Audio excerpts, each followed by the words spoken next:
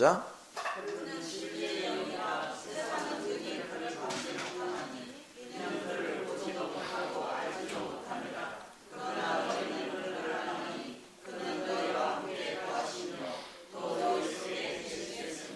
아멘. 자, 여러분이 이제 복음을 받아들일 때 순서대로 잘 기억해 봐요. 보세요. 우리가 이제 성경을 보잖아. 그러면 글자를 보는 것은 지식이라고 그랬죠. 우리는 그 안에는 뭐를 먹어야 돼? 내용물을 먹여야 돼. 그렇죠? 알맹이를. 그게 영이야. 그래서 그 영을 접촉을 하면 여러분 빛을 보는 거예요. 그래서 첫 시간에는 지식과 빛을 얘기했어요. 송구영 시인 때는 뭐라고 했어요? 이제는 그 빛 안으로 들어갔으니까 어디서 살아야 돼? 빛 안에서, 빛 가운데서 행하란 말이에요. 그러면 빛 가운데서 행할 때 빛 안에서 하나님에 속한 모든 것들을 볼 수가 있죠. 여러분 이제 보게 됩니다. 자, 그러면 여러분은 이제 두 가지 관점이 형성이 돼요. 하나는 내 내면 속에 마귀적인 불순물은 빛을 보는 순간 뭐하고? 심판받을 건 드러내서 예수의 피로 제거를 해버리고, 여러분은 하나님에게 속한 것들을 먹기 시작해요. 자, 이렇게 될 때 여러분은 제대로 된 양식을 먹기 시작하는 거예요. 그리 되면 뭐가 바뀌어? 어디가 바뀌어요? 내가 제대로 된 양식을 먹으면 내 마음이 새로워지죠. 끊임없이 새로워져요. 그런가 하면, 자, 마음이 부패된 거를 새롭게 하는 것도 중요하지만 또 우리는 하나님의 영이 내 속에서 갈망을 할 때 내가 이제 순종을 해야 되겠는데, 순종하려니까 뭐가 또 걸림돌이 돼? 뭐가 걸림돌이 돼요? 자, 마음은 이제 주님께 점령당했어. 그래서 하나님 갈망을 느끼고 내가 순종을 하려고 보니까 뭐가 잘 안 돼? 이거 뭐 순종을 해봤어야 알지. 그렇죠? 마음은 간절한데 하나님 뜻도 알고 갈망도 하는데 내 몸이 안 따라. 내 육체가 약해서.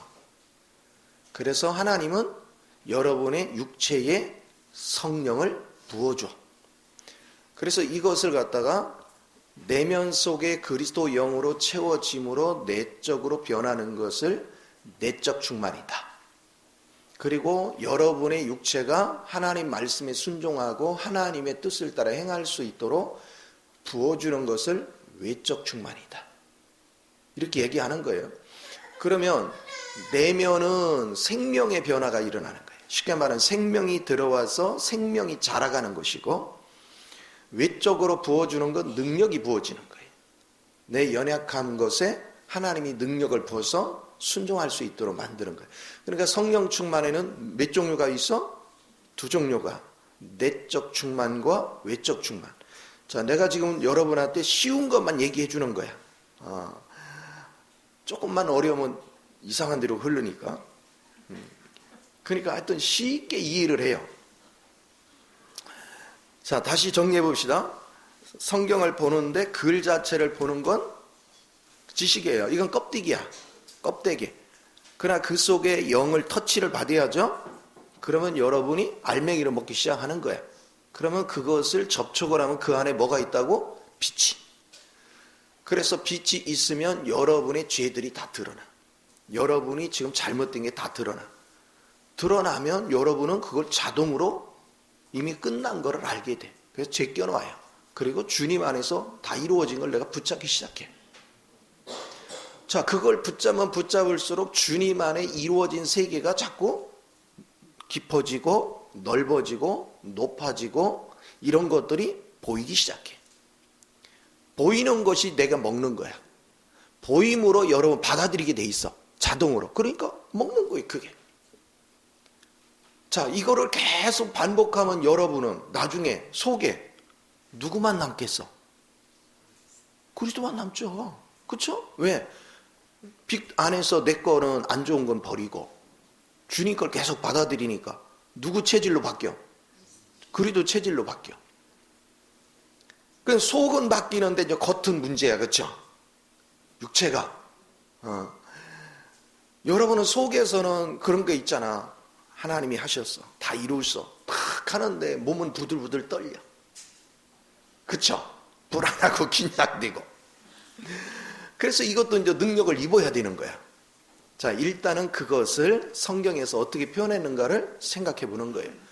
오늘 내가 왜 이 요한복음 14장 17절을 읽으라 했냐면, 거기에 보면 주님이 네 속에도 있고 너와 함께도 한다. 여기 함께 한다는 건 우리 위에 임했다는 거예요.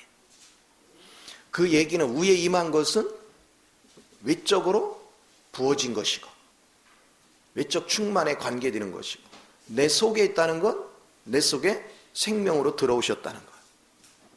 이 관점에서 여러분이 보는 법을 자꾸 배워야 돼요.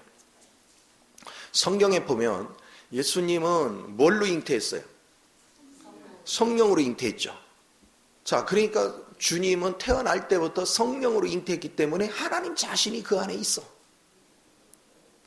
그런데 그분이 30세가 되어져서 이제 공생애를 시작하기 전에 한 일이 뭐예요? 공생애를 시작하기 전에 한 일이, 일단 시험을 하죠. 시험을 보고 침례를 하죠. 침례를 하고 올라왔어. 부활이 됐어. 자, 육체에 속한 건 장사를 지내고 올라왔어요. 그랬더니 뭐가 임해? 성령이. 이 성령이 임하는 게 외적 충만이 부어지는 거예요. 내적 생명은 있고. 자, 그러면 이제 우리도 어때야 되는가? 그 과정을 우리는 하나하나 봐야 돼. 자, 구약시대에는 생명이 내 안으로 들어왔다, 안 들어왔다? 안 들어왔죠. 어떻게 했어요? 외적으로만 임했다가, 필요할 때만 임했다가 떠났죠. 그래서 다윗이 범죄하고 두려워했던 게 뭐였어요? 내게서 성령을 거두지 마소서. 그 고백이 굉장히 중요해요. 근데 신약시대는 뭐냐면 외적으로도 임하시고 내면으로도 들어오셔. 자, 요한복음 20장 22절 보세요. 이 순서를 정리를 잘 해야 돼요. 그러면 여러분이 빛 가운데 얼마든지 살 수 있어요. 박심지사만 이해하면 다 한 거야. 나머지는 다 알아. 할렐루야. 어떻게 박심지사 이해가 됐어요? 네? 어떻게 이해가 됐어요? 이해 안 되면 다시 설명하고. 이해될 때까지 설명할게. 걱정하지 말고. 박심 집사님 변하면 한 달 후에 최학의 집사님 와서 뿅 갑니다 이제. 예수님이 집에 와 있어. 그걸 보게 될 거야. 이게 이제 굉장히 중요한 거죠. 자, 20장 22절에 보니까 주님이 부활하신 다음에 제자들을 향해서 뭐라고 했어요? 성령을 받으라. 휴, 성령을 받으라. 그거는 부활의 생명을 제자들 안으로 집어넣어 준 거예요. 그러니까 이제는 제자들 안으로 집어넣으니까 하나님이 누구 안에 계셨죠? 제자들 안에 있어요. 우리 안에도 계시고, 그렇죠? 그러면 여러분이 이제 보세요. 여러분 안에 주님이 계시면 여러분이 움직이는 곳마다 누가 함께 다녀? 그러면 주님이 함께 다니면 불안해, 편안해. 이게 헷갈리는 거야, 이게. 분명히 물으면 주님 여기 계시대요. 그럼 함께 계세요. 근데 불안해해요. 누구 같아? 성경에 누구 같아? 제자들이 주님이 고물에서 주무시고 배 타고 가는데 풍랑을 만났어. 난리가 났죠. 그래갖고 짐 있는 거 다 버리고 나서 더 이상 자기 방법이 없을 때 누구 깨워? 꼭 누굴 보는 것 같아?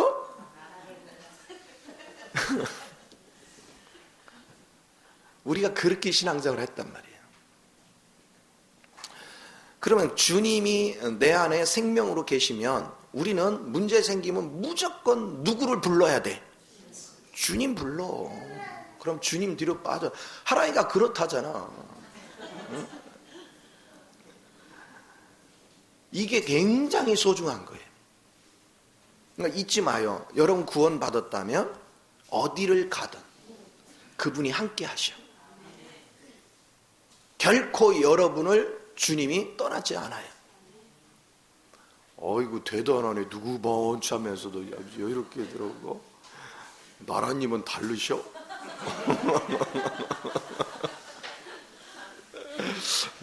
그렇구나. 그래도 왔으니 감사하지 뭐. 늦게 온 것만큼 이따 끝나고 별도 교육 좀 받자. 그래서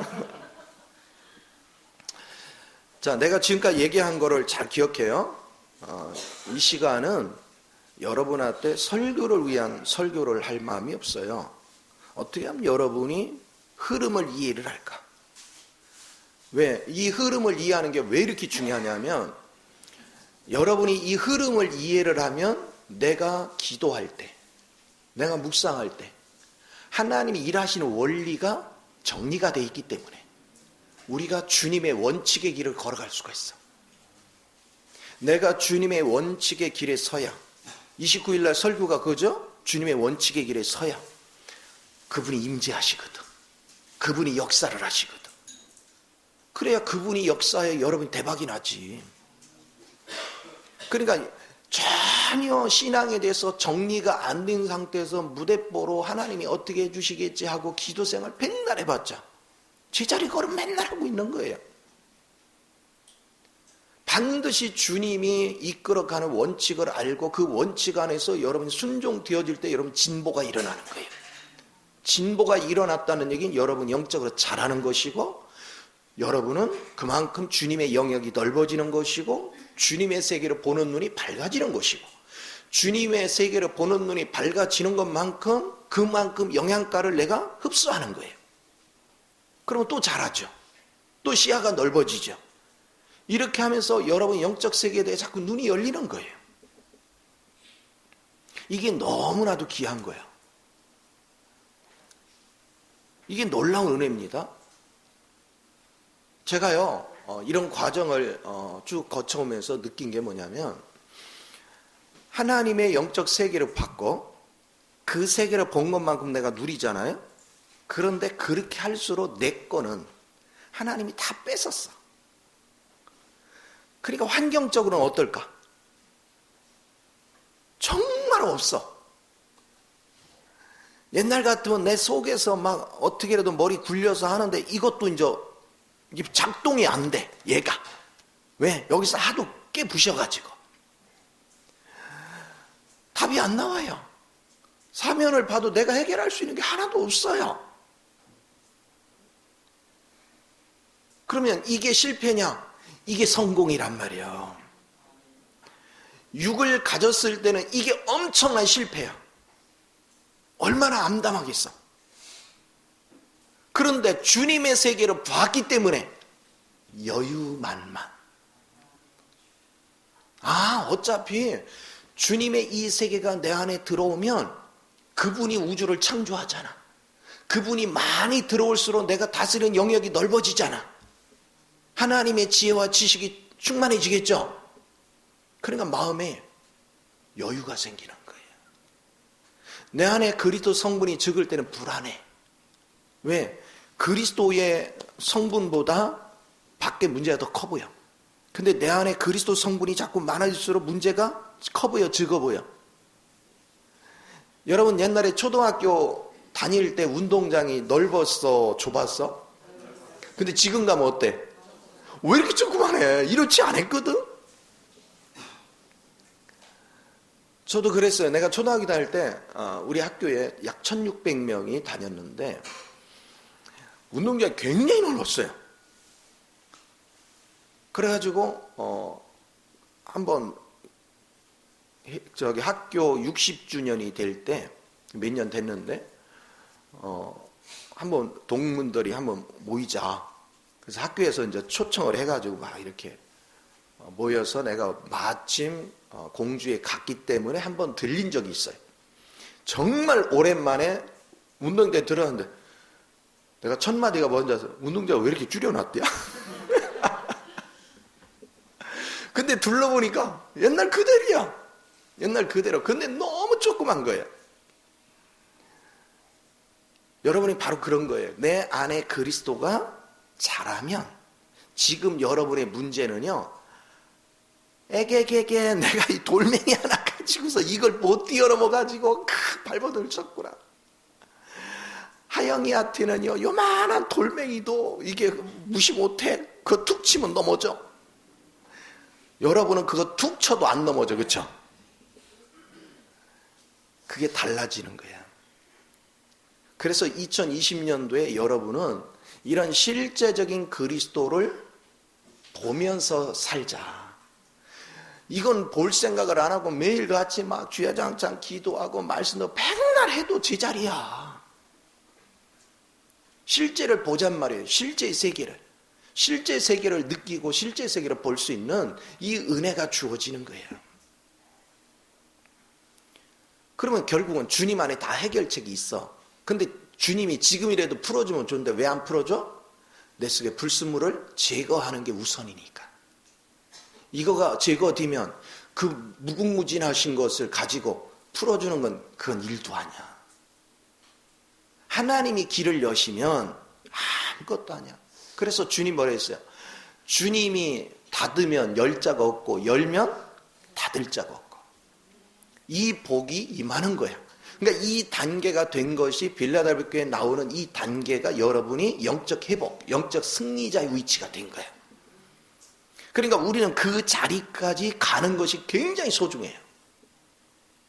자, 그러면 이제 어떤 식으로 하나님이 이 과정을 이루시는가 봅시다. 이 과정을 통해서 하나님이 궁극적으로 뭐를 원하시는가? 자, 에베소서 4장 24절을 읽어봅시다. 지금 내면을 다루는 부분을 얘기하는 거예요. 내적 충만에 관계되는 거.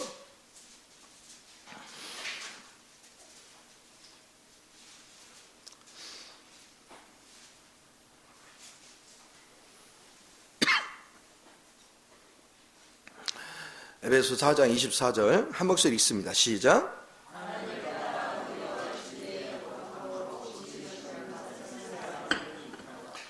자, 여러분은 뭐와 뭐가? 의와 진리와 거룩함으로 새 옷을 입는 거야. 근데 거기에 하나님을 따라하는 뭘까? 자, 골로새서 3장 10절 보세요.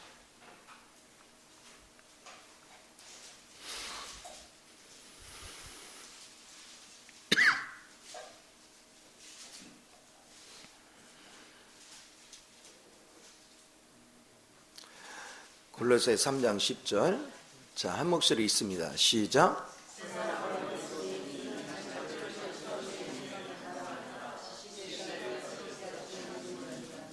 자, 누구 형상을 따라? 하나님 형상을 따라. 그러니까 앞에서 하나님을 따라란 얘기는 뭐를 따라? 하나님 형상을 따라. 그러면 이렇게 생각해 보세요. 의와 진리와 거룩이래요. 그러니까 진리는 실제거든요.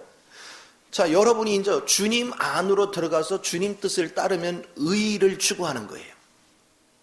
내가 의를 추구하면 추구할수록 주님의 세계가 열려지고 만져지고 그거를 내가 받아들이면 받아들일수록 여러분 안에는 거룩해져요. 여러분이 이렇게 자꾸 반복해서 거룩해지면 내 부패된 건 빠져나가고 여러분 그리스도의 이것을 채우다 보니까 나중에는 누구만 남는다고? 그리스도만. 그리스도가 진리라고 했죠. 그 진리가 실제라고. 실제이신 그분만 남는 거예요. 이렇게 변화시켜 가는 게 신앙생활이에요. 그러니까 이걸 하니까 거기 22절인가에서 썩어질 구습을 떠나 그러죠. 그렇죠? 썩어질 구습을 떠나. 여러분 이렇게 새롭게 덧입어야 돼. 이 막중한 시간에 문자를 하다니. 헤드폰 치워 빨리.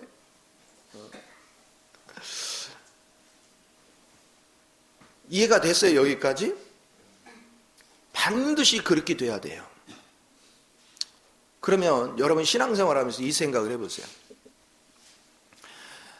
내가 빛 안에서 하나님의 세계에 대해서 자꾸 보여지고 받아들이고 보여지고 받아들이고를 자꾸 반복하면 여러분은 시간이 가면 갈수록 여러 마음 상태, 감정이 어떻게 변할 것 같아요?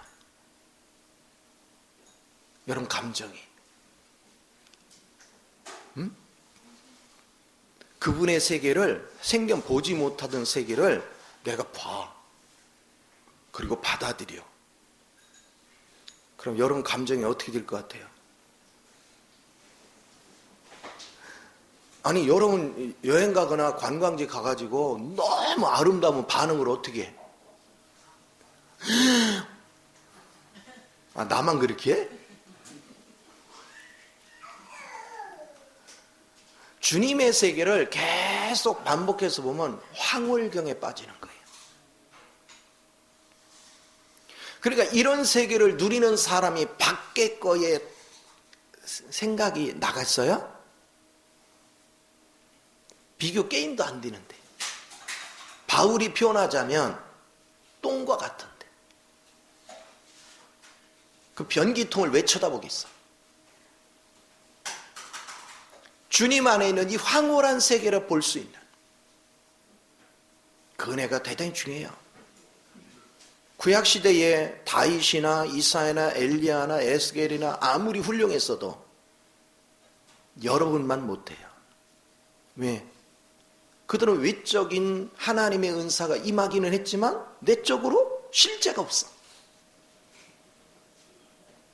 근데 우리는 그 실제가 내 안에서 사라져. 이거를 자꾸 반복할수록 여러분은 그리스도 영으로 짜여지고 조성되고 그분으로 자라가. 얼마나 멋있어요. 한 하나님, 한 영, 한 분 주님 안으로 침례, 한 믿음, 이걸 붙잡고 나아가다 보니까 시간이 지나니까 여러분에게 여러분 내용물은 빠지고 전부 다 그리스도로 짜여지니까 우리가 자연스럽게 뭐 했어요? 몸 안으로 침례가 돼버린 거예요. 그리스도 몸 안으로. 그러니까 내적 생명은 그리스도 몸 안으로 침례가 돼서 우리가 한 몸을 이루는 것이고, 또 외적 충만은 뭐냐면 하나님께서 위에서 모든 육체 가운데 부어지는 그 은혜 안으로 내가 빨려 들어가니까 또한 우리는 성령에 침례되는 거야. 그러니까 성령에 침례되는 것도 두 관점이 있어. 그래서 이 힘을 여러분이 알아가고 하면 지금 붕붕 뜨면서 뭐 믿습니다, 자기 생각을 가지고 그런 신앙생활을 하는 사람하고 게임이 안 되는 거예요. 게임이. 하나님이 이끌어가는 세계를 생생하게 경험하고 그걸 누리면서 사는 사람하고, 그걸 모르고 예배당 뜰만 밟고 왔다 갔다 하는 사람하고 수준이 달라. 아니, 밖에 있는 사람 뭐 그건 얘기할 거리도 안 되고. 그러니 우리가 얼마나 엄청난 능력 안에, 엄청난 부요함 안에, 엄청난 하나님의 거룩함 안에 거하겠어요. 그러니까 이런 세계에 대해서 여러분이 자꾸 눈을 뜨면 움츠려들겠어. 여러분이 그냥 확신에 찬 인생을 살겠어. 우리는요, 당당하게 사는 거예요. 정말 멋있는 인생을 살아갈 수가 있어요. 이게 하나님의 놀라운 역사예요. 그래서 우리가 신앙생활을 하는 거 하나님이 이렇게 우리를 잘하게 하시는구나. 사도행전 6장에 보면 그 사도들이 구제사역을 하다 보니까 문제가 생기죠. 그래서 7 집사를 택해가지고 그 일을 맡기려고 하죠. 그때 어떤 사람을 택하냐? 지혜롭고 성령에 충만한 자. 그게 누구예요? 바로 내적으로 영적 생명이 자라서 영적인 지혜를 가지고 성령의 인도를 받을 줄 아는 사람을 세우는 거죠. 내적 성장이 되지 않으면 주님의 일꾼으로 쓸 수가 없는 거예요. 그러니까 이 세계를 가지고 있느냐 없느냐는 엄청난 차이가 있어요. 그러니까 여러분이 어떻게 훈련을 받느냐에 따라서 보는 세계가 달라진다. 제가 지금 얘기하는 거를 아무도 안 가르쳐주면 그런 것이 있는지조차도 몰라. 그런 것이 있는 것조차도 모르니까 그것을 지향할 리가 없죠. 그걸 바라볼 리가 없죠. 그래 안 열리지. 그런데 계속해서 내가 그런 세계가 있다라는 것을 알려줬어. 아직 눈은 안 떴지만. 그러다 보니까 자꾸 관심이 가는 거예요. 진짜 있나? 진짜 있나? 진짜. 그래서 방향을 자꾸 잡아가는 거예요. 그러다 어느 날 하나님의 빛이 오면, 내일 배우겠지만 성령의 부음은 내가 바라서 되는 게 아니야. 여러분 마음이 이 갈망을 갖잖아요. 그럼 그분이 일방적으로 부어줘 버려요. 그럼 열리는 거야. 그래서 우리 주님은 그러셨잖아요. 사모하는 자에게 열어준다고. 근데 알아야 사모를 하지. 뭘 구해야 될 줄 알아야 뭐 사모하거나 말거나 하지. 그러니까 우리는 성경을 읽어도 이게 뭔 뜻인지를 모르는 거예요. 뭐를 사모하라는지 다 육의 기준으로, 부패된 육의 기준으로 해석을 하니까 주님의 의도하고는 전혀 딴 세계에서 노는 거예요. 여러분 나름대로 주님을 사랑했고, 나름대로 주님을 위하여 살려고 했고, 나름대로 여러분이 주의 백성으로 살려고 했어요. 근데 그렇게 지금 몇십 년을 했어요. 했는데 왜 별로 진전이 없어요? 왜 별로 발전이 없어요? 여기 초창기에 김은하 전사하고 김동지 집사, 아유, 야, 영성이 대단하다고 본인들은 그랬어요? 내가 보니까 가구 아니야. 내가 볼 땐 예수 예자 근처도 안 갔어. 그런데 제일 무서운 게 뭔지 아세요? 다 안다라고 생각하는 거야. 기가 차죠? 그럼 거기다 대놓고 짓불도 모르면서 이렇게 말하면 또 시험 들어. 가제나 시험 드는데. 그러니까 뭐예요? 침묵하라는 거예요. 막 둘이 상의를 해. 우리가 전도를 하고 뭐 어쩌고 저쩌고. 하지마! 내가 준비돼야. 여러분 준비되면 전도 여러분이 하기 싫어도 하게 돼 있어. 자연스럽게 나온다니까. 그리고 반응들이 와. 근데 육 안에서 쫓아다니며 말씀 좋아 와봐 그러면 난 너가 꼴보기 안 가. 이렇게 되는 거예요. 그러니까 이 원리를 알아야 돼요. 그러니까 신앙생활은 내가 지금 뭘 바라보느냐, 내가 무엇을 지금 추구하며 사느냐. 그러니까 성경이 그걸 계속 얘기하는 거예요. 그러니까 우리가 로마서를 공부했지만 로마서도 바로 이 흐름을 얘기하는 거예요. 어떻게 의 안에 들어가고, 어떻게 거룩함을 추구하며, 어떻게 영화로운 단계가 되는가. 그리고 이렇게 함으로 해서 우리가 어떻게 공동체 안에서 한 몸이 돼서 거기서 변화가 일어나고, 거기서 세상의 빛과 소금의 역할을 감당하고, 어떻게 서로 약자를 세워서 하나님의 제물다운 일꾼으로 키워낼까. 이거를 쭉 설명한 게 로마서잖아. 근데 지금 내가 수없이 이런 걸 설명해 주지만 여러분은 읽어도 그게 뭐 안 보이지. 가르쳐 줘도 읽어도 안 보여. 왜? 내가 본 세계를 안 봤기 때문에. 이 본 세계를 본 사람은요, 이게 너무 쉽다니까. 성경이 너무 쉬운 얘기를 얘기해 놓은 거예요. 그러니까 하나님의 세계에 가서 살아본 사람은 너무 쉬워. 근데 그 세계에 가본 적이 없고 들어본 적도 없는 사람 입장에서는 그게 뭐요? 그래요. 여러분은 지금 아프리카에 있고 나는 한국에 있어. 아프리카도 저기 못 사는 그 부족들, 핸드폰이 뭔지도 모르는 곳. 그런데 거기 가서 내가 핸드폰을 쓰면 어떻다는 둥 얘기하면 알아? 뭐 내가 전송이 어떻다는 둥 뭐 백날 얘기해보다 문자를 보내 얘기해봤자 뭔 얘기인지 몰라. 지금 우리가 말씀이 그렇게 닫혀 있단 말이에요. 이게 실제적인 게 열려야 되는데 이게 닫혀 있으니까.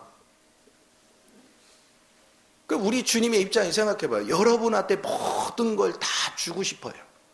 하나님은 성부, 성자, 성령으로 내 안에 짜여져서 그 안에 예비된 모든 것들을 내가 누리기를 원해요. 근데 뭐 하냐면 지금 하나님에 있어서 가장 고통스러운 건 뭐냐? 여러분의 지각을 열어서 이걸 알려줘야 되는데 생판 경험들이 없으니까 아무리 가르쳐줘도 답이 안 나오는 거예요. 알아듣지를 못하는 거예요. 그러니까 하나님이 하실 일이 뭐냐? 1차적으로 하나님이 누군가를 알게 해줘야 돼요. 그래서 여러분을 어려운 환경 속에 있으면 그거를 방치하다시피 때로는 가만히 둬요.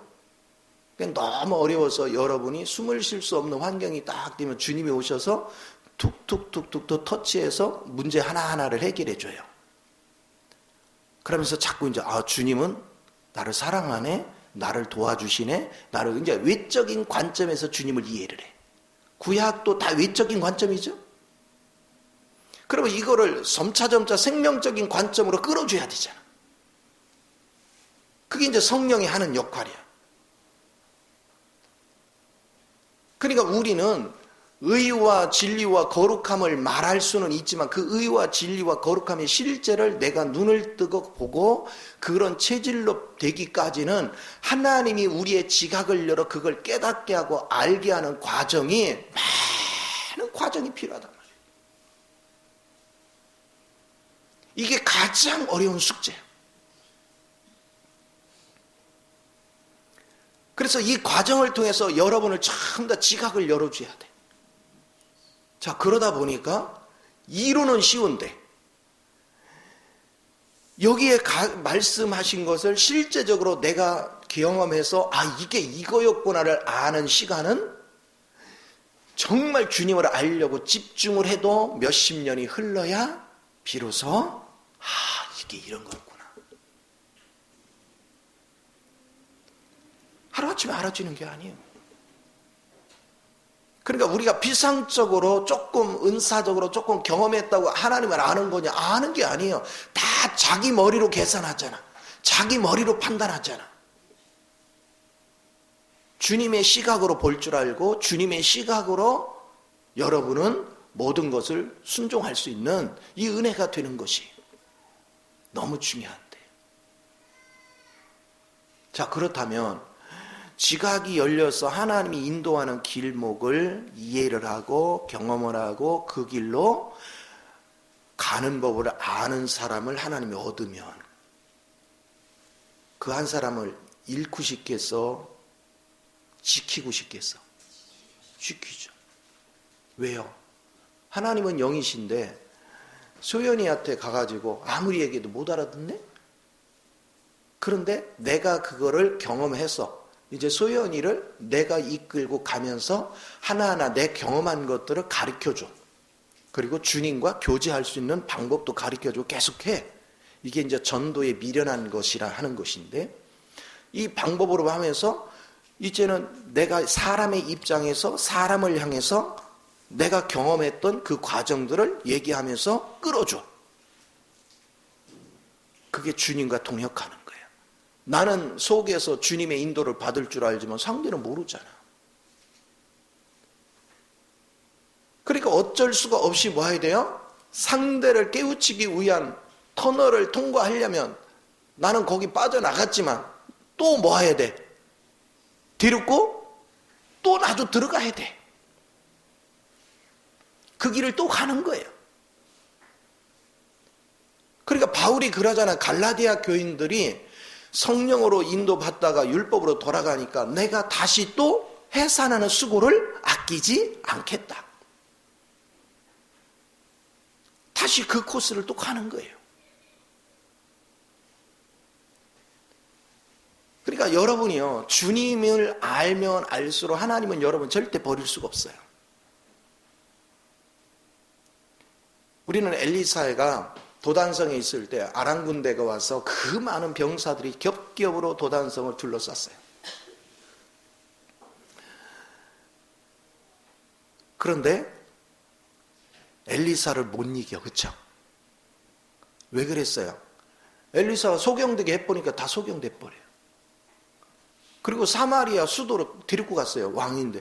그러니까 왕이 다 죽일까요? 그러니까 아니라고 잘 대접해서 그냥 보내라고. 그대로 엘리사가 아람의 군대보다 강한 거야. 공격을 못해 이제. 엘리사 사는 날 동안 공격을 못해. 그러니까 나중에 이스라엘 왕이 뭐라고 합니까? 엘리사 죽었을 때 마병이여 군사여 그랬어. 당신 한 사람이 이 나라의 전체 군대보다 이 나라의 모든 전쟁 물자보다 훨씬 뛰어나다는 거예요.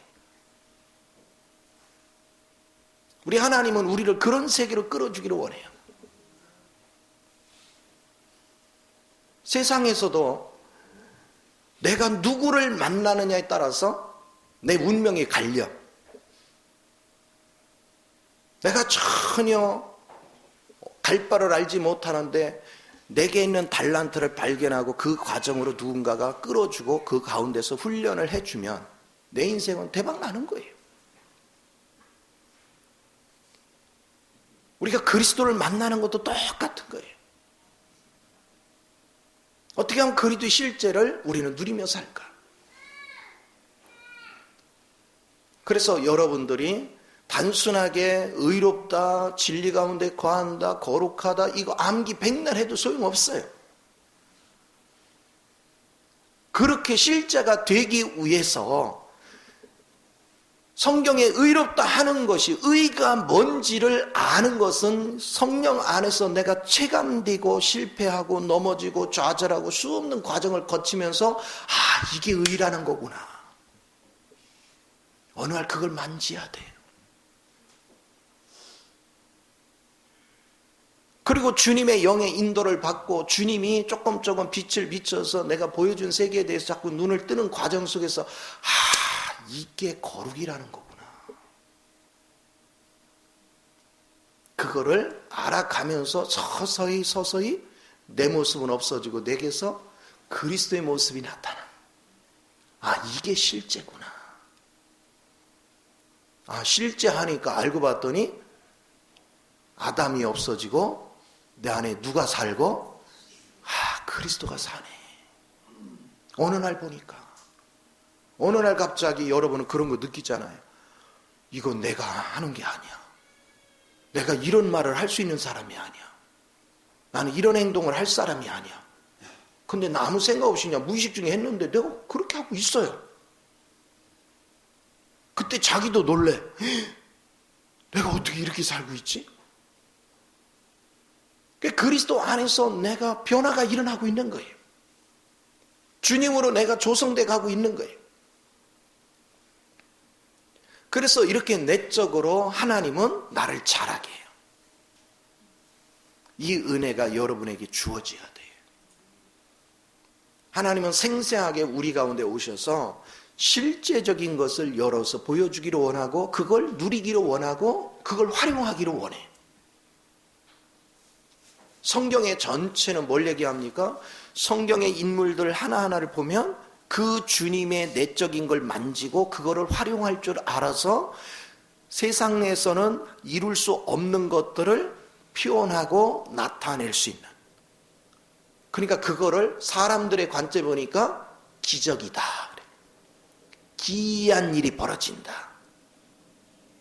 그러나 하나님의 사람 입장에서 보면 이게 표적이라는 거예요. 무슨 표적? 내 안에 하나님이 산다는 표적.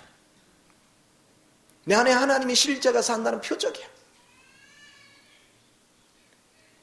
그러나 세상 사람이 볼 땐 기이한 일이야.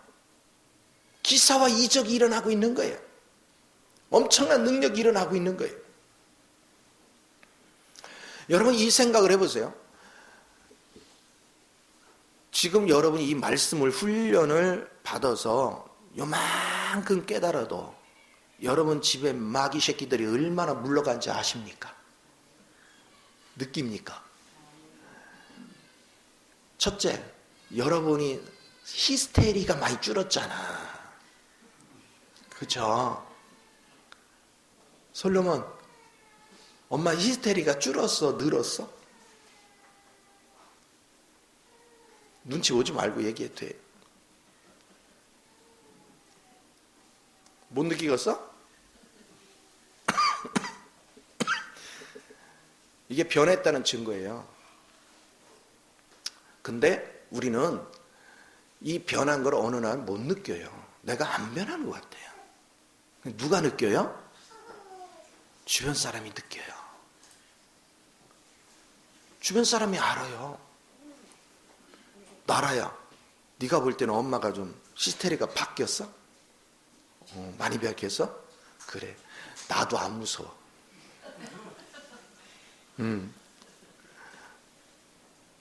이게 중요한 거야. 그러면 지금까지 영적으로 퇴보했다는 얘기가 자라왔다는 거예요. 자라왔다 이거예요. 그게 복 있는 사람이에요. 내가 영적으로 자랐다는 게 복 있는 사람이에요. 예전에는 돈 없으면 죽을 것 같았어요. 근데 시간이 지나 보니까 그냥 무덤덤해요. 돈 있어도 그만 없어도 그만, 감각이 무뎌진 건지 뭔지도 모르겠어요. 왜? 어차피 내 인생은 주님이 책임지시고 주님이 이끌어 가시니까 별로 불안하지도 않아. 어차피 뭐 손에 있건 없건 상관없어. 그분이 함께 하시니까. 계산도 그분이 할 거니까. 이게 놀랍잖아요. 야, 나는요 우리 손주들하고 이렇게 다니면, 미국에 가서 우리 저기 예주가 6살 때인가 5살 때 갔는데, 야, 애가 영리해요. 지 엄마가 화장실 간다고 딱 가니까 딱 가는 거 보더니, 할아버지 이러 딱 잡더니 나를 데리고요 백화점 어느 가게로 가요.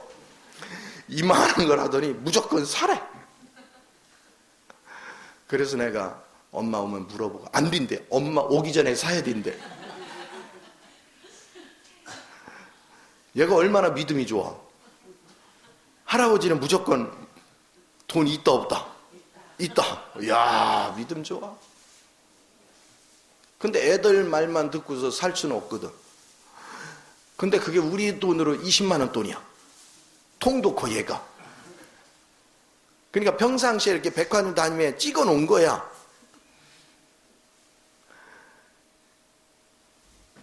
그때 방 월세인가 뭔가 하여튼 부족한 거 지 엄마하고 지 엄마하고 할머니하고 통화한 거를 옆에서 듣고, 얘가 그때 한참 월세 준비했어? 만들었어? 이렇게 물어보더니 그러니까 그거를 자기가 엄마한테는 사달라고 할 수가 없는 거예요. 지는 이제 눈여겨봤어. 근데 마침 할아버지가 와서 기회가 왔단 말이에요. 기회가. 그러니까 빨리 사라는 거야. 엄마 오기 전에. 그래도 그러면 안 돼. 엄마한테 물어봐서 엄마가 사도 된다 하면 살게. 근데 지 엄마가 오니까, 야, 집에 비슷한 거 있잖아. 땡깡을 부리는데 한참 설득을 했죠. 그래가지고 결국은 유사품으로 샀어. 집에 같은 거 안 되고. 그럼 주님도 똑같다니까. 주님이 나와 함께 하시면 여러분의 모든 삶의 모든 건 그분이 책임을 진단 말이에요. 그분을 자꾸 의지하는 법을 배우면 불안 요소가 없어져요. 결국 그분이 다 채워요. 그런데 하나님은 처음부터 풍족하게 안 준다. 왜? 돈이 목적이 아니고 여러분 안에 불순물을 제거하고 여러분을 거룩한 영으로 채우는 거예요. 그러니까 내가 고난을 받았는데 빛을 못 봤다. 그러면 쓸데없는 고난을 받은 거야.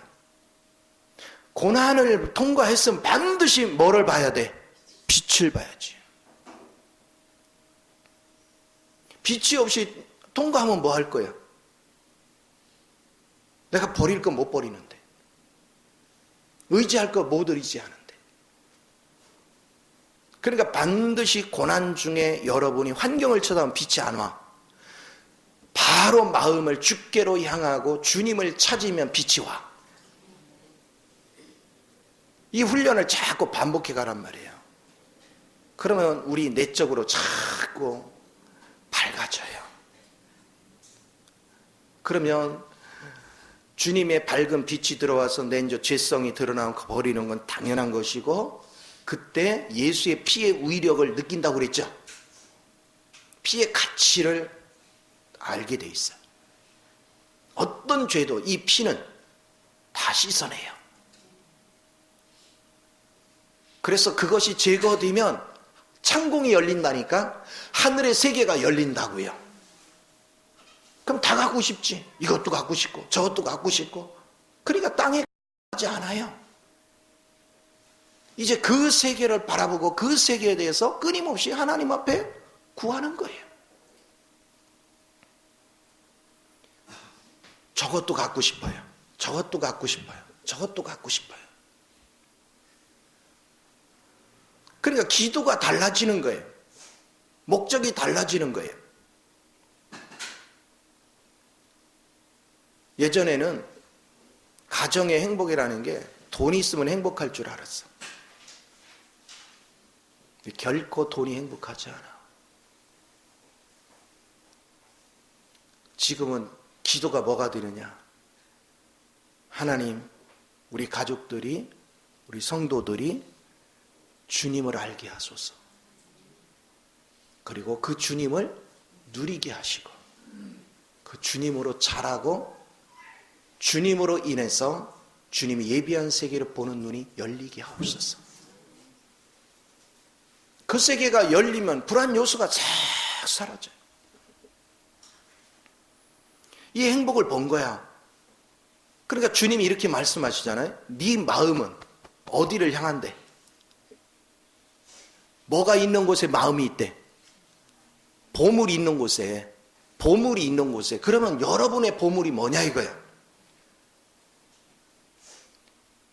물질에 매이는 사람은 자기 보물이 물질이고, 주님 앞에 마음을 온전히 쏟는 사람은 보물이 그리스도란 말이에요.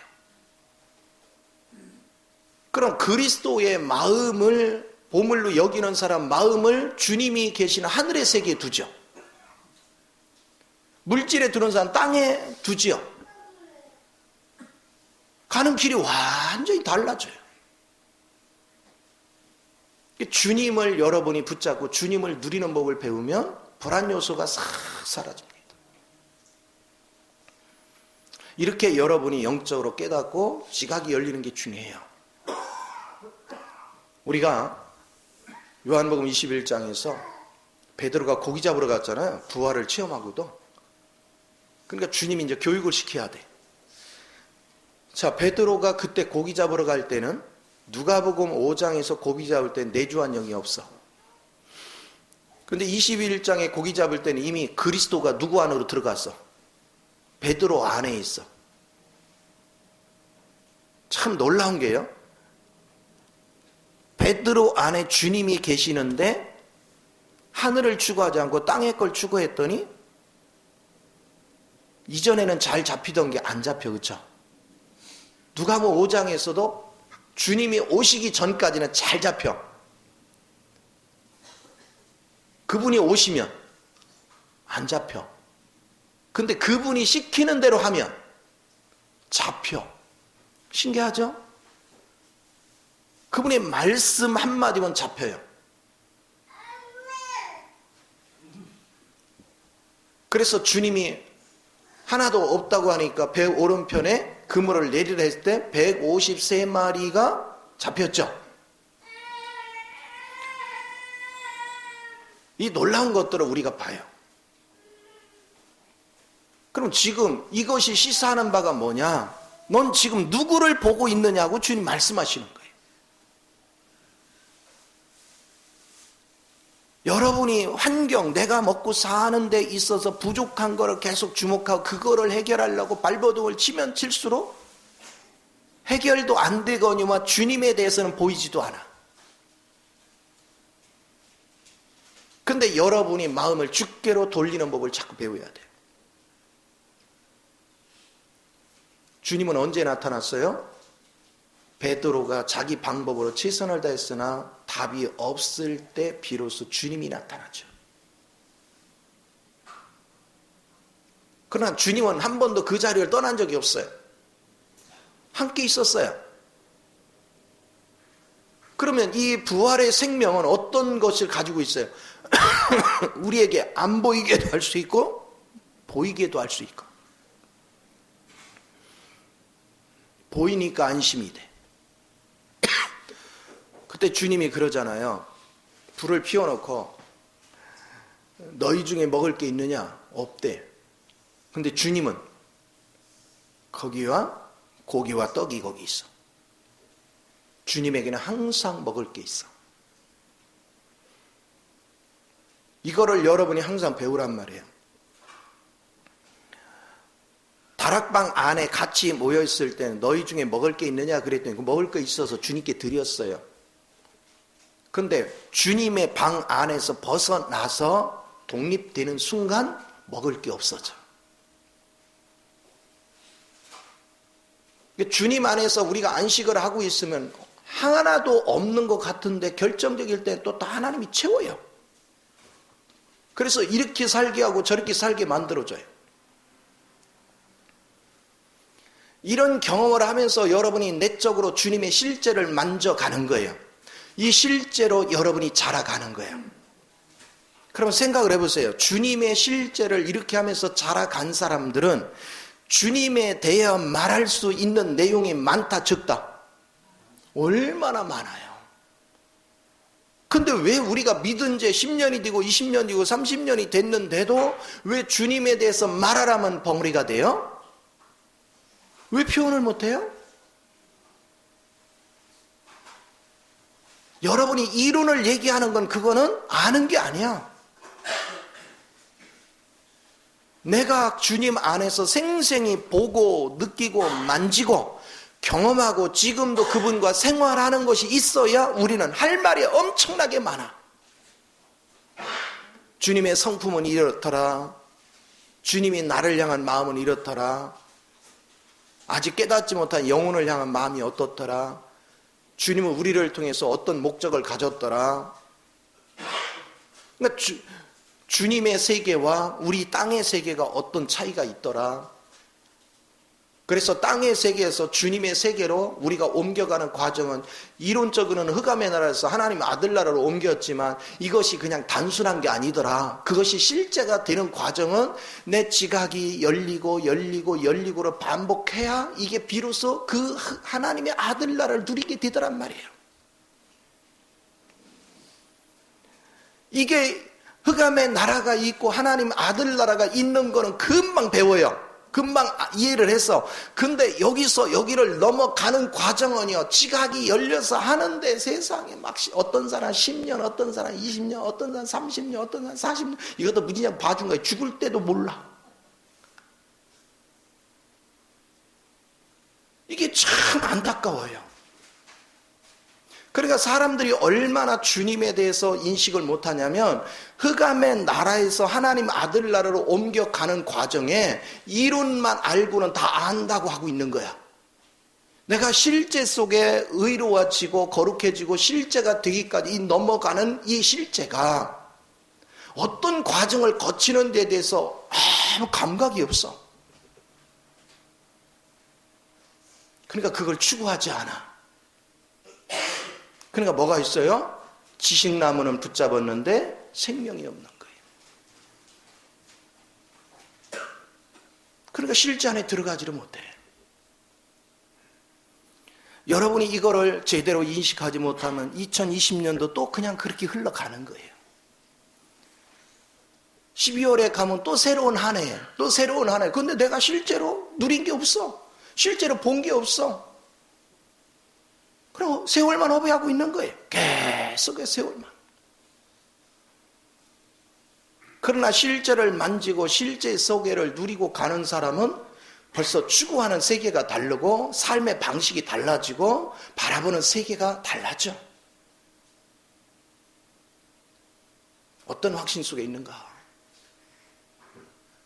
그래서 우리가 빛 안에서 산다는 의미를 분명하게 이해를 해야 돼요. 그리고 그 여정의 길은 간단한 길이 아니다. 반드시 좁은 문, 좁은 길을 통해서 내 불순물이 계속해서 제거되어야 되는데 수없이 빛 가운데 거닐지 않고는 불순물을 제거할 수가 없다. 그게 달라지는 거예요. 제가 달라진 게 뭐냐면 오래전에 10년 전에 설교하고 지금의 설교가 보면 그때 설교나 지금 설교나 뭐 같은 얘기를 하고 있어요. 그리고 오히려 그때가 훨씬 교리적으로 지식적으로 체계적으로 내가 설명을 했어요. 근데 뭐 하냐면 영 안에서 실제 경험한 얘기는 그렇게 많지가 않은 거예요. 뭘 전했어요? 지식을 전했어요. 교리를 전했어요. 근데 실제 나도 들어가 본 적이 없어요. 그렇대야 그냥. 그러니까 나도 실제 들어간 적이 없으니 그렇대 그러고 다 암송만 하고 아무도 안 들어간 거예요. 수박을 한 덩어리 갖다 놓고 야 이게 수박이야. 그러면 어떻게 해야 돼? 잘라서 맛을 보고 맛이 어떻다 그래야 되잖아. 근데 나는 뭐냐 수박 무늬만 가르쳤어. 이건 무늬가 넓다이. 이건 진하다이. 이건 어떻다. 아이고 이건 그냥 굉장히 두껍네. 이건 연하네. 아이고 소리가 경쾌하네. 이것만 가르쳤지 짜게 해서 먹어봐. 밥. 이걸 안 했어. 왜? 나도 먹어본 적이 없어. 이거 짜게 했다가 큰일 날 수도 있다. 심각한 문제죠. 그게 복음을 아는 게 아니에요. 그러니까 세상에는 성경을 잘 가르치는 사람은 얼마든지 있어요. 중요한 건 그분을 직접 누리고 살아본 사람, 만져본 사람, 맛본 사람, 그 사람들을 찾아보기는 정말 어려워. 이게 얼마나 엄청난 축복인가를 아셔야 돼요. 그래서 이렇게 이제 여러분이 내적으로 자꾸 자라가잖아요. 그러면 이제 주님이 하실 일은 뭐냐면, 자, 내 내면이 영적으로 자라면 자랄수록 이제 하나님에 대해서 아는 게 많아지고 하나님의 뜻을 알게 되고 하나님에 대해서 순종할 일이 많아져, 그렇죠? 그러면 자동으로 하나님 뭐 하느냐면 여러분이 하나님의 뜻을 추구하고 하나님의 뜻에 반응하려고 하면 자연스럽게 우리 육체가 따라가야 돼, 이제 순종하려면. 그러니까 하나님이 약한 육체. 근데 내가 따라가려 보니까 내 육체가 연약하고 무지하고 무능해가지고 그것을 이룰 수가 없는 거야. 그러니까 자꾸 하나님 앞에 나의 약함을 고백하죠. 그때 주님의 성령이 내게 부어져서 그분이 내게 능력을 공급하는 거죠. 자, 그 장면을 봅시다. 누가복음 24장 49절.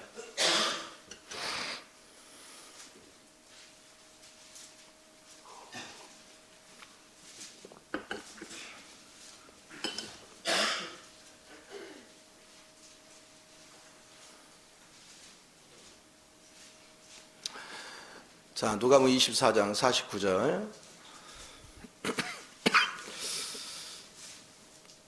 자, 한번 읽어볼까요? 자, 시작.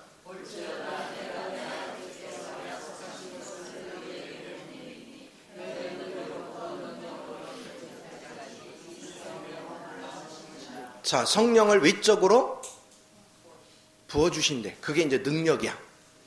그러면, 자, 누가 보면 누가 썼어요? 누가 보면 누가 썼어? 어? 내가 답을 가르쳐줘도 모르네. 얘? 그렇지. 누가복음 누가 썼어요? 사도행전은 누가 썼어요? 사도행전은 누가 썼어요? 근데 누가라고 얘기해줬잖아 지금. 그쵸? 그럼 뭐냐면 누가복음에서 쭉 연결된 것이 사도행전 28장까지는 쭉 연결된 거야 원래. 근데 그거를 24장까지는 그리스도가 행한 거를 얘기했고, 그리고 사도행전 1장부터는 그리스도가 제자 속에 들어가서 일을 하는 걸 다루고 있어. 그래서 나눈 거예요 나중에. 그러니까 엄밀히 말하면 24장은 사도행전 1장은 누가복음 25장인 거야. 무슨 얘기인지 알았어요? 자, 그러면 24장에서 예루살렘을 떠나지 마라. 왜? 주님이 부활하신 다음에 며칠 만에 승천하셨어요? 며칠 만에? 어떻게 다 틀려. 부활하신 다음에 며칠 만에 승천하셨어요? 40일. 그러면 40일 동안 이 땅에서 뭐 한 거예요? 부활체가 어떤 모습이다 하는 걸 가르쳐 준 거예요. 그래서 부활체는 사람한테 보이게도 할 수 있고 안 보이게도 할 수 있고 음식을 먹을 수도 있지만 배설은 안 해. 이런 모습들을 40일 동안 보여준 거예요. 부활체가 어떻게 사는 거다를.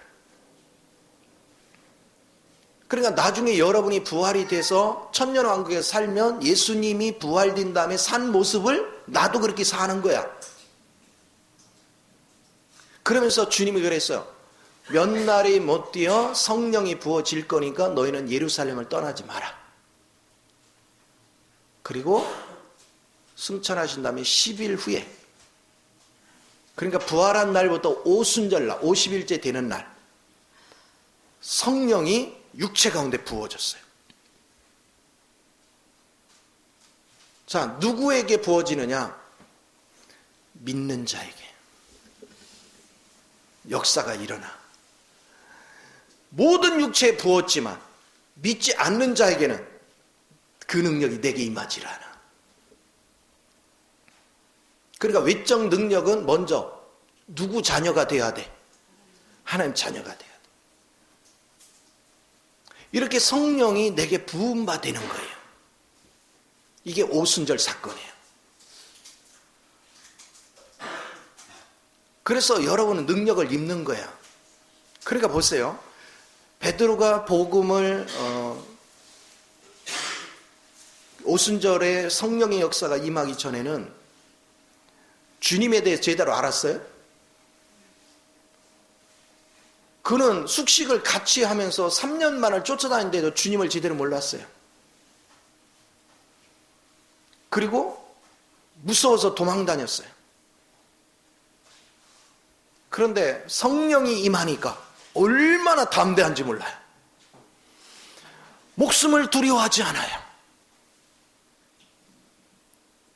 야고보를 처형하고 내일은 베드로를 처형하려고 감옥에 가져놨는데 세상에 옷을 벗고 편하게 자요. 그러니까 밤에 천사가 와서 깨워. 야야 일어나봐. 옷 좀 입어라. 옷 좀 입어. 그럼 옥문을 열어줘요. 당황하지 않아요. 왜? 능력이 많으니까.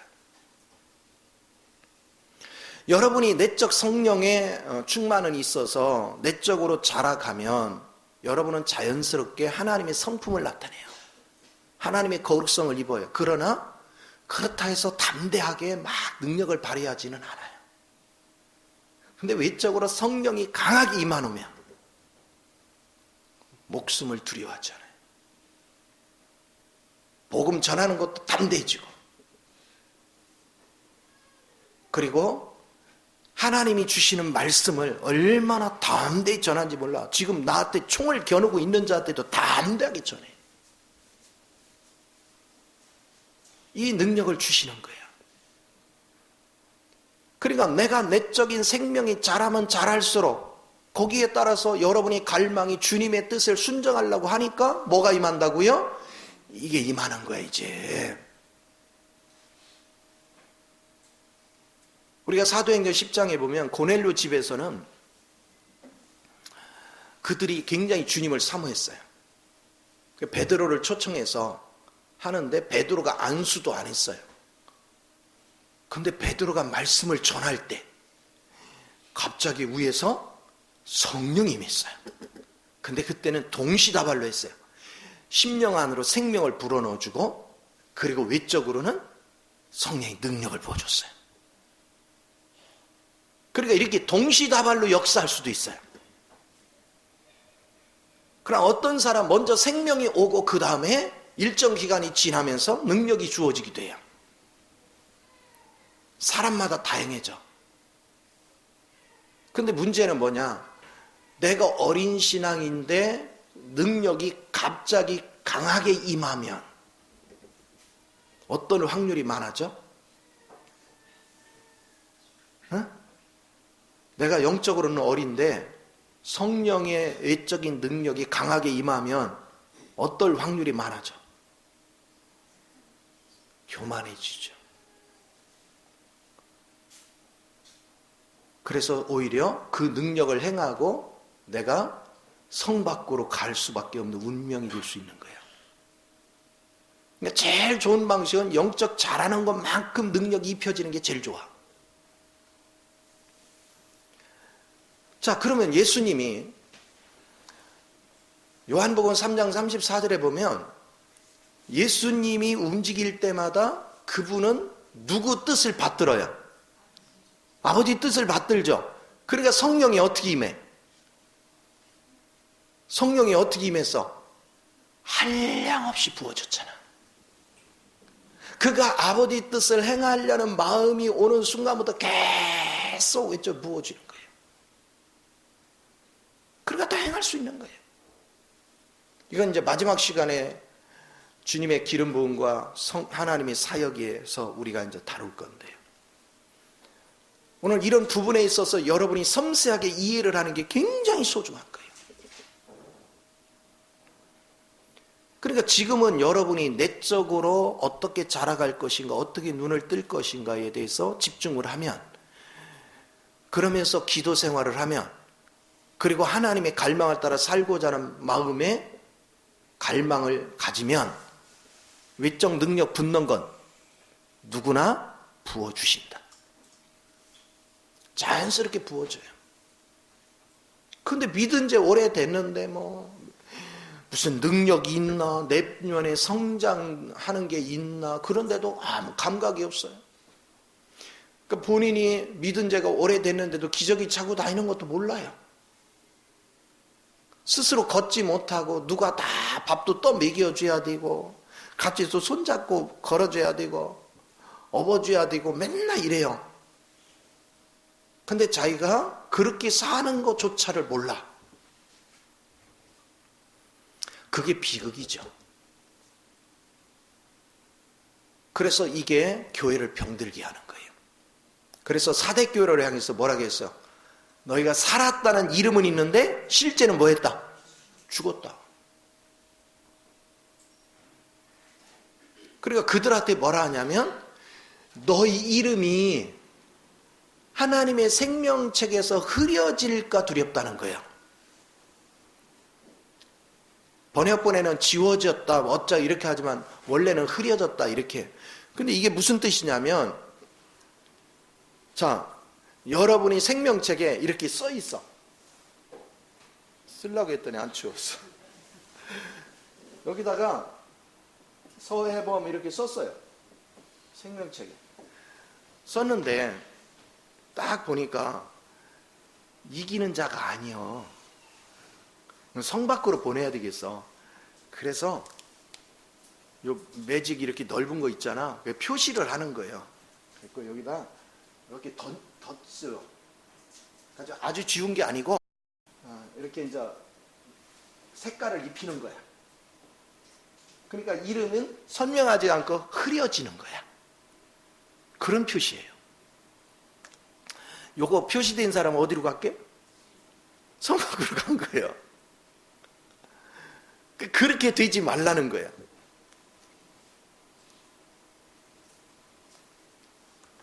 그래, 이게 하나님께서 우리에게 생생하게 이런 모든 것들을 보고 느끼도록 성경을 가르쳐줘. 자, 그러면 보세요. 이제 내일은 옮겨 부음을 통해서 이제 외적 충만을 더 깊이 다룰 거니까 외적 충만 여기서 다루고요. 자, 이제 내가 내적으로 이제 자꾸 성장을 했어. 성장을 하면, 자, 에베소 3장 2절로 가서 보세요.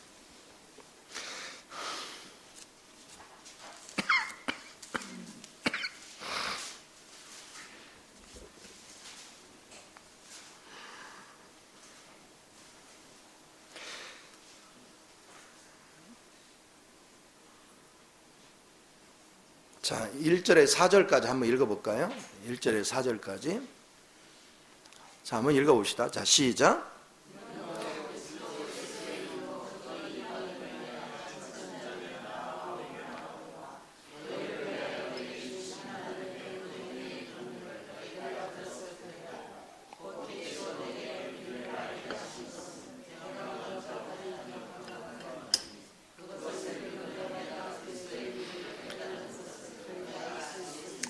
자, 중요한 거는요, 바울이 지금 사실은 감옥에 있거든요.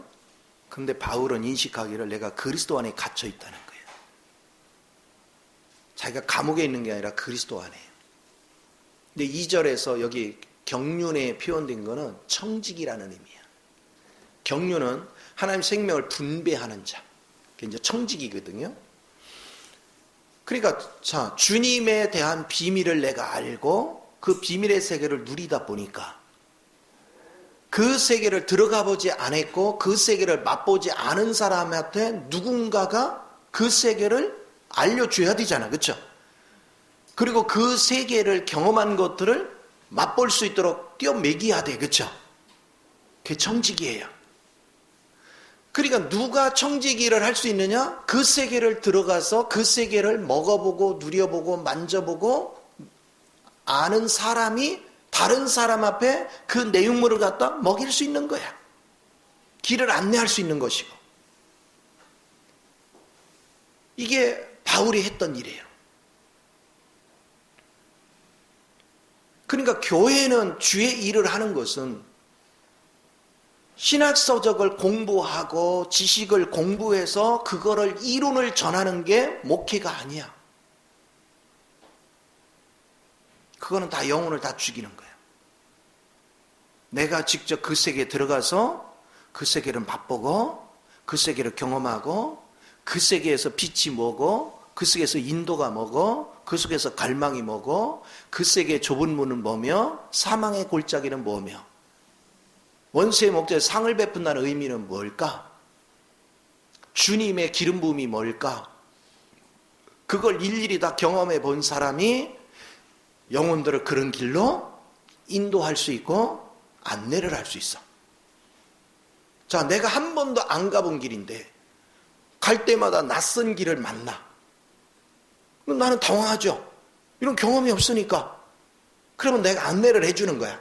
이건 이렇고 이렇고 이렇고. 그래, 안심이 되지. 만약에 땅에서는 기름 붓는 게 뭔지를 몰랐는데 거기 갔는데 막 기름을 부어. 이거 뭐야 이게? 그럼 당황스럽잖아. 그게 이제 어떤 의미다 하는 거를 하나님 알고 나면, 그래? 대통령이 외국을 방문할 때 보면 먼저 의전을 굉장히 중요시 여기죠. 그래서 그 나라의 문화, 그 나라의 풍수, 그 나라의 언어, 그 나라의 의전, 이런 거를 먼저 숙지를 하죠. 전문가들이 탁 나서 전부 다 숙지를 합니다. 그리고 거기에 맞춰서 반응을 해요. 만약에 그것을 미리 훈련되지 않으면 그거에 대해서 충분히 알고 그거를 길을 안내하는 참모들이 없으면 대통령은 제대로 외국 정상들과 소통할 수가 없죠. 마찬가지로 여러분이 주님 안으로 들어가서 주님을 경험해 가려면 처음 강일인데 어떻게 아느냔 말이야. 먼저 경험된 사람들이 그걸 충분히 경험한 걸 계속 옆에서 안내를 해줘야 돼.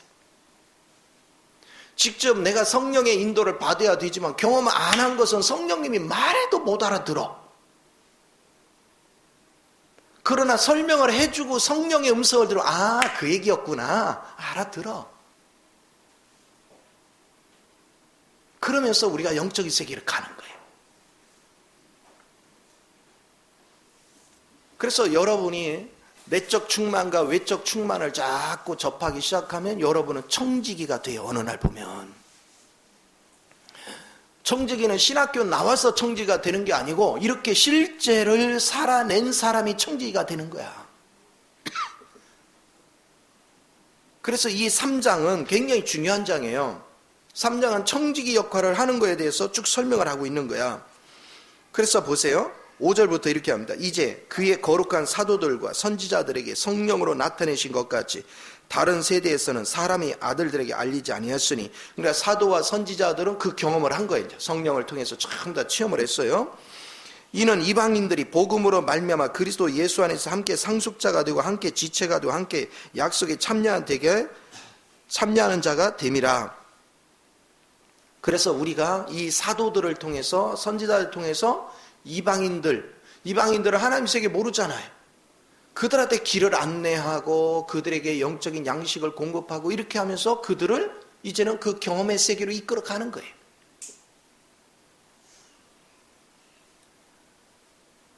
우리가 어느 길이나 똑같죠. 나라에서 장관을 임명하면 청문회 준비한다고 그러죠. 그 기간 동안에 뭐예요? 그 장관직에 대한 업무 파악도 하고 모든 걸 준비하는 거죠. 또 대통령이 당선되면 인수위원회를 해가지고 업무에 대해서 모든 걸 숙지하고 공부를 하죠. 그렇게 물려받는 거예요. 마찬가지로 하나님의 세계에 들어가는 것은 누구의 인도를 받아야 돼요.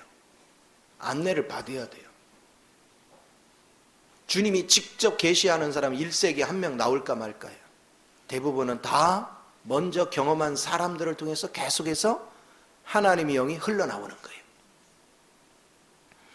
이 작업을 계속할 수 있도록 우리 하나님 만들어줘요. 그래서 7절에 보니까 이 복음을 위하여 그의 능력이 역사하시는 대로 내게 주신 하나님의 은혜와 선물을 따라 내가 일꾼이 되었노라. 자, 누구 능력 따라서?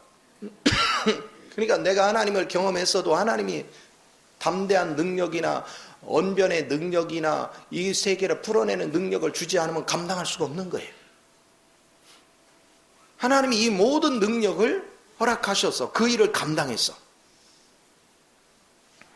자, 그러면서 모든 성도 중에 지극히 작은 자보다 더 작은 나에게 이 은혜를 주신 것은 측량할 수 없는 그리스도의 풍성함을 이방인에게 전하게 하시려고. 그래서 주님 안에 그 측량할 수 없이 풍성한, 주님 안에서 세운 교회를 통해서 표현할 그 풍성한 것들을, 내가 보고 만지고 느끼고 누린 것들을, 그걸 증거하는 거예요. 그게 복음이에요. 그러니까 이 세계를 들어가서 이것을 직접 경험하지 않은 사람이 전하면 전하는 사람도 뭔 얘기를 하는지 모르고, 그래 듣는 사람은 더 모르죠. 우리 왜 낯선 지역 가가지고 길을 물었는데 사람들이 저기 가세요. 저 거기에 도름은 있어요. 열심히 찾아가서 근데 없어. 그런데 물어. 아이고 잘못 오시네. 저쪽으로 가야 되는데. 또 열심히 가니까 또 아니야.